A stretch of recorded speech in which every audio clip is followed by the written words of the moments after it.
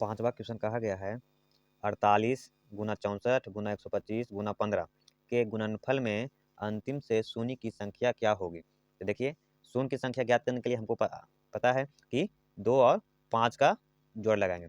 कोई भी शून्य कैसे बनता है, देखिए शून्य हमको 2 और 5 के गुना से हमें क्या प्राप्त होता है, शून्य की संख्या प्राप्त होता है। इसी तरह हमको कितना चाहिए, कम से कम 2 और 5 जरूर चाहिए। इसको अब देख लेते हैं 2 और 5 कैसे निकलेगा।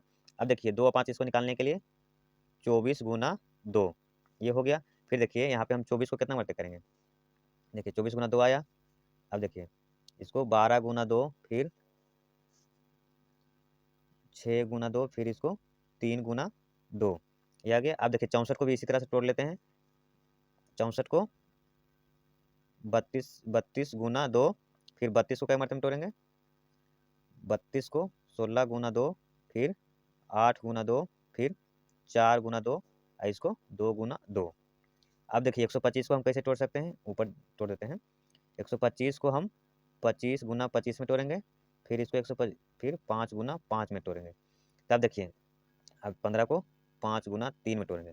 अब हमको तोड़ना, देखिए 48 में 2 की संख्या कितना आया, देखिए यहाँ पे हम तोड़े 24 गुना 2 को, यानी 1 2 2 3 4, यानी 2 की संख्या कितना आया 4। अब देखिए इसमें 64 में 2 की संख्या कितना आया, देखिए 32 गुना 2 को तोड़े तो 2 यहाँ 1 आया, 1 2 यहाँ, यानी 1 2 3 4 5 आइए 6, यानी इसमें 2 की संख्या कितना आ गया 6। सबको जोड़ते चलेंगे। अब देखिए इसमें 5 की संख्या कितना आया 1 2 3, इसमें 5 की संख्या 3, इसमें 5 की संख्या 1। अब जोड़िए टोटल, इसको भी जोड़ना, यानी इधर टोटल मिला के कितना है 4 5 है जो 4 मरते आया है। अब देखिए 4 और 6 कितना है 10, यानी इस गुणनखंड में हम गुना किए तो 2 10 बार आया है और 5 की संख्या 4 बार आया है।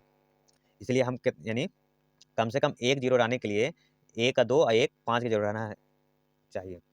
अब देखिए इसमें कितना आया है 4 और 10 है, तो इसमें आप कितना जोड़ा बन सकता है, यानी सबसे छोटा 4 है, यानी 4 जोड़ा संभव है, 2 और 5 का 4 जोड़ा संभव है, तो हमारा ऑप्शन क्या हो जाएगा 4, राइट आंसर।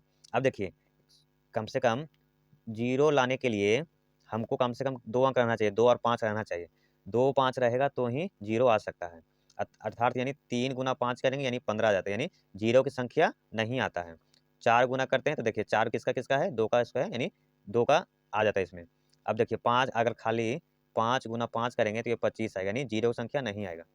6 करेंगे, 6 गुना 5 करेंगे तो देखिए 6 को 3 के 3 और 2 के में तोड़ेंगे 6 को, उसके बाद आएगा।